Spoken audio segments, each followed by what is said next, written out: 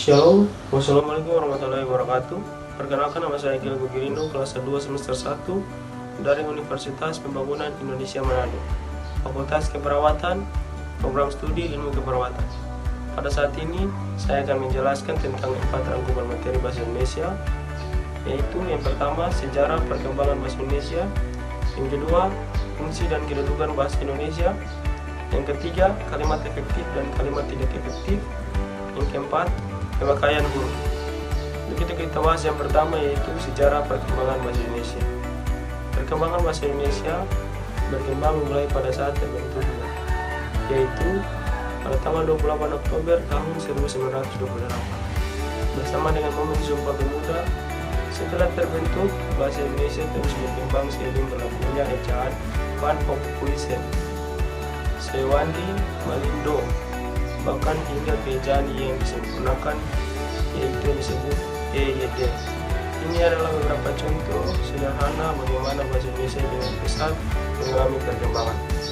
Bahasa Indonesia yang telah dikenal oleh khalayak umum merupakan bahasa Melayu yang terjadi lingua franca atau bahasa penghubung di Nusantara kala itu. Bahasa Melayu telah ada dan digunakan terlebih dahulu.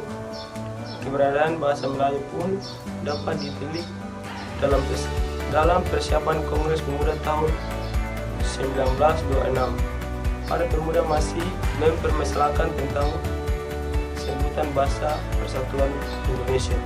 Kemudian M. Tambrani mengusulkan pada bahasa Melayu diganti dengan istilah bahasa Indonesia, dan hal ini pun disetujui bersama pada 2 Mei tahun 1926.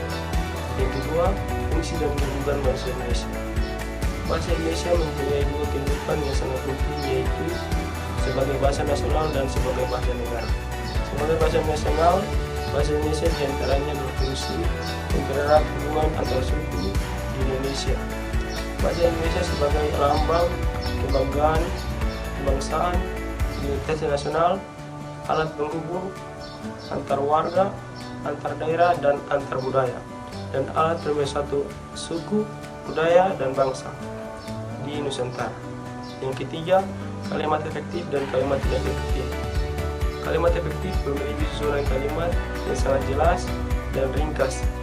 Maka dari itu, informasi pada kalimat efektif akan mudah untuk dipahami, sehingga pembaca sangat ingin untuk mengulangi bacaannya. Kalimat tidak efektif adalah susunan kalimat yang sangat rancu karena tidak sesuai dengan struktur bahasa Indonesia. Yang keempat dan terakhir, pemakaian huruf. Pemakaian huruf terdiri dari beberapa, yaitu yang pertama huruf abjad, yang kedua huruf vokal, yang ketiga huruf konsonan, yang keempat huruf diskriminator, yang kelima huruf lirik. Demikian penjelasan dari saya tentang 4 rangkuman materi bahasa Indonesia. Bila ada kata yang salah, saya mohon maaf. Halo guys, buat kamu yang lulusan SMA SMK sederajat yang bingung mencari tempat untuk melanjutkan pendidikan ke perguruan tinggi, saya merekomendasikan salah satu universitas yang ada di Sulawesi Utara, yaitu Universitas Pembangunan Indonesia Manado atau UNPI Manado. Berdiri sejak tanggal 2 Oktober tahun 2000 dan terdiri dari beberapa fakultas, yaitu Fakultas Keperawatan, Fakultas Hukum, Fakultas Teknik, Teknik Sipil, Fakultas Pertanian, Fakultas Ilmu Sosial dan Ilmu Politik, Fakultas Sastra. Ayo bergabung bersama kami di Universitas Pembangunan Indonesia Manado.